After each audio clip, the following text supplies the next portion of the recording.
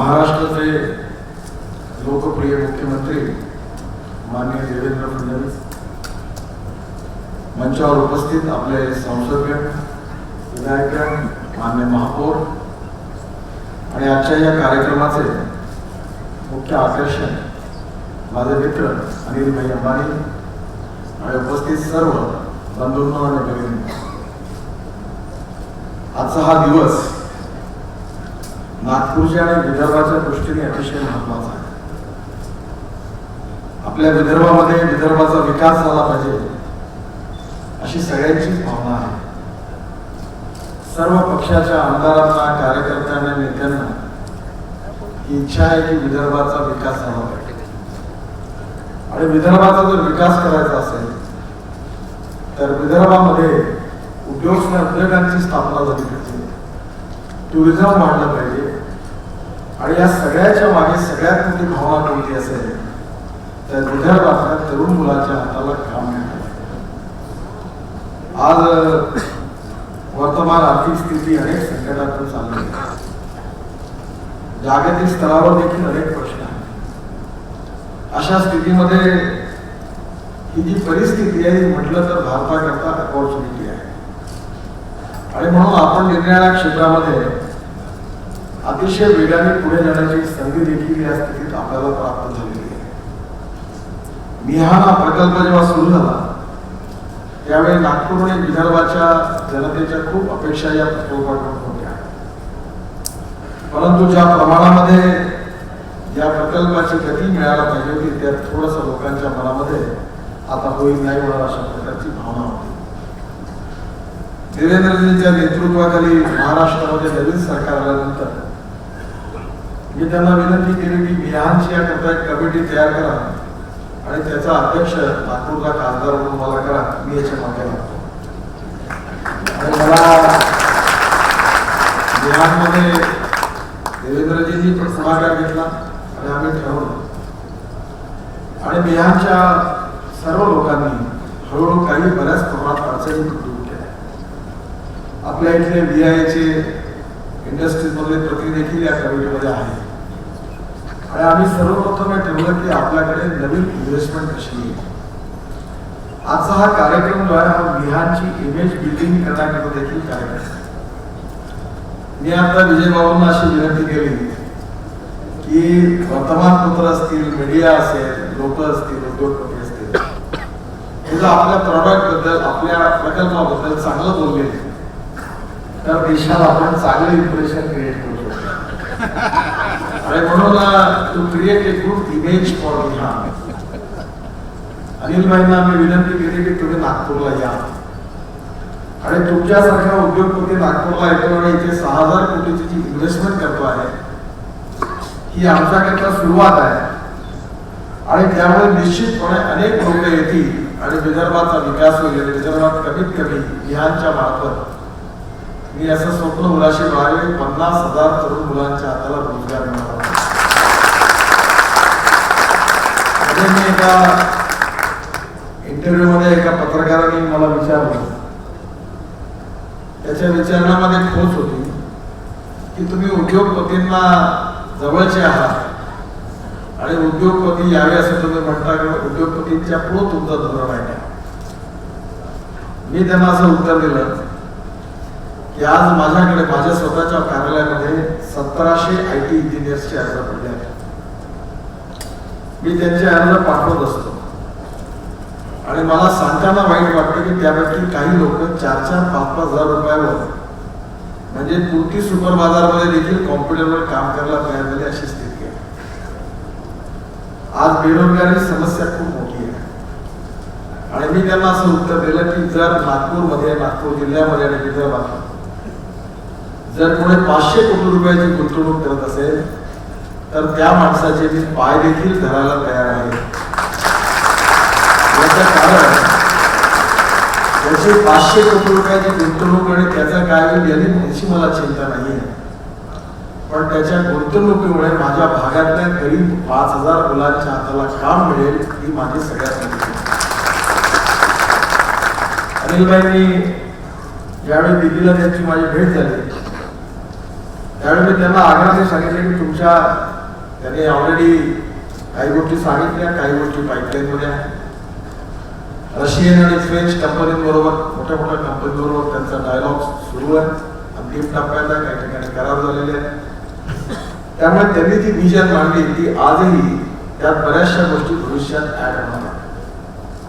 मला विश्वास है कि प्रधानमंत्री ने जो made in India and make in India सांगितलं, आणि अनिल भाई मैं 4 दिन पहले टीवी पर देख रहा था कि चाइना ने 100% प्राइवेट सेक्टर को डिफेंस ओपन कर दिया. हमारे देश में जो वैचारिक मानसिकता बनी हुई है उसका सम्मान रखते हुए भी ये बात सही है कि समाजवाद, साम्यवाद और पूंजीवाद इन तीनों विचारों में भारत घूमता रहा, पर गरीबी, भूखमरी और बेरोजगारी दूर नहीं हो सकती. इस समय हमारे देश को इस बात की आवश्यकता है कि रोजगार की निर्मिती कैसे होगी, गरीबी दूर कैसे होगी और देश समृद्ध संपन्न कैसा होगा, एग्रीकल्चर ग्रोथ रेट और इंडस्ट्रियल ग्रोथ रेट कैसा बढ़ेगा, पर कैपिटा इनकम कैसे बढ़ेगा. और मुझे ऐसा लगता है कि जब भी नरेंद्र भाई के साथ अरुण जी और मैं जब बैठते हैं तो हमारी सरकार की सबसे प्राथमिकता यही है कि हमारे देश के बैकवर्ड एरिया में हम रोजगार कैसे निर्माण करें. एक बार मैं बैठा था तो मैंने उनको कहा कि मैं नेशनल हाईवे को ट्राइबल सेक्टर में ले जाना चाहता हूँ, बैकवर्ड एरिया में ले जाना चाहता हूँ, क्योंकि ट्राइबल और बैकवर्ड एरिया में वहाँ उद्योग है.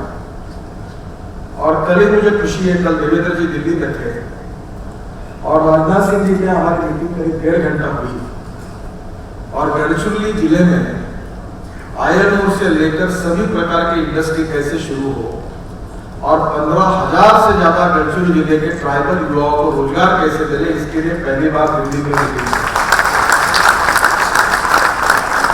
और ये कभी कभी एक अड़चन की हो जाती है बात. हम नागपुर के दोनों तो कहीं पूना में, कहीं मुंबई में ये चर्चा होती रहती है कि अब नागपुर में चलो रहने के लिए, कोई बातें महाराष्ट्र में रखा नहीं.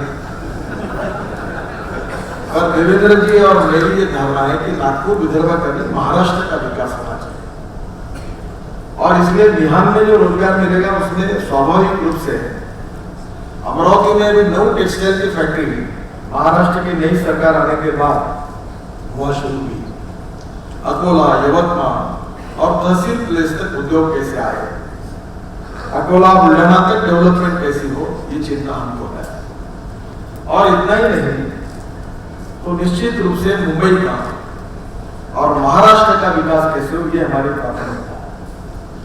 और इसलिए मैं अक्सर ये चाहता हूँ कि दिल्ली में जो अवसर हमें मिला है, मैं महाराष्ट्र का एम्बेसडर हूं और इसलिए महाराष्ट्र का विकास होना चाहिए, विदर्भ मराठवाड़ा के भी होना चाहिए और मुंबई का भी होना चाहिए. और इसलिए आज नागपुर में ये कार्यक्रम हो रहा है, बहुत खुशी की बात है. आज मुझे अनिल जी बोल रहे थे तब मुझे धीरू भाई की याद आई.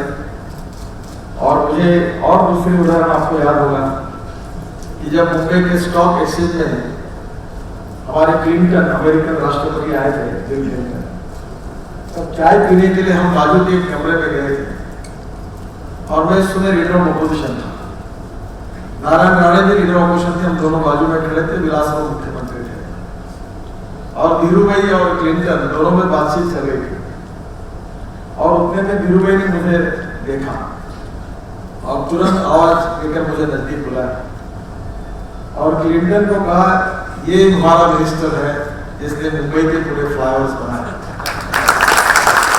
उनको इस बात का गौरव है और उनका आशीर्वाद मुझे मिला कि जब उन्होंने अनिल भाई, मुकेश भाई और मैं उनके साथ खाना खा रहे थे और जब मुंबई पुणे हाईवे का निर्माण का कार्य लगभग पूरा हुआ था, तब उन्होंने कहा हुआ वाक्य एक बहुत इंस्पायरेशन है जो मैं जीवन में भूल नहीं सकता. उन्होंने कहा कि नितिन, मैं स्कूल मास्टर का बेटा, मेरी क्या हैसियत थी और आज इस देश ने, समाज ने मुझे बहुत कुछ दिया. आज ऐसा है कि 1 बजे है, 4 बजे ये बात जो कह रहे थे उस समय का समय मुझे लगता है ये 1999 की बात होगी, 98 की 99 की हो गई। वो कह रहे थे कि मैं 4 बजे अगर कहूँ कि मुझे पैसे चाहिए तो 5,000 करोड़ रुपए मिल जाएंगे, इतनी क्रेडिबिलिटी मुझे मिली। बहुत काम मैंने किया और अब मेरी तबीयत ठीक नहीं है, मेरा स्वास्थ्य ठीक नहीं है और मुझे ऐसा लग रहा है कि ज्यादा दिन में काम नहीं कर सकता और अब मुझे मेरी चिंता नहीं है, अब मुझे देश की चिंता है और तुम अनिल और मुकेश जैसे मेरे लिए हो और मेरा आशीर्वाद है कि तुम्हारे जैसे 2-4 अगर इस देश में होंगे तो देश का तकदीर होगा। मुझे बड़ी खुशी हुई मेरे आंखों में जब गुरु भाई का मृत्यु हुआ तो मैं इस बात को बार बार याद करता। एक नेशनलिस्ट थे और हमारे देश में जो इन्वेस्टमेंट करता है उसके बारे में दुर्भाग्यवश कुछ हमारे मन में कभी भावना आती थी वो शोषण करने के लिए। एक बात जरूर, जो पैसा लगाता है 2 पैसे कमाता है और प्रॉस्पेरिटी इन्वेस्टमेंट से आती है। So this is time for our country to change our mindset. It should be development oriented. और इसी के कारण आज हमारे देश में हम लोग गरीबों का विकास कैसे करें, जो शोषित है, पीड़ित है, दलित है, जिनके पास घर नहीं है, जिनके पास रोटी कपड़ा और मकान नहीं है, उनको कैसी व्यवस्था मिले।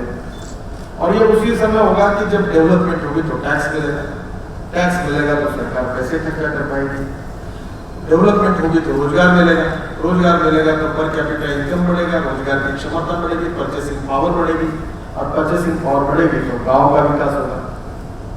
और इसलिए हमारे इसमें आप सब लोगों का सपोर्ट इन सब डेवलपमेंट एक्टिविटीज के लिए चाहिए।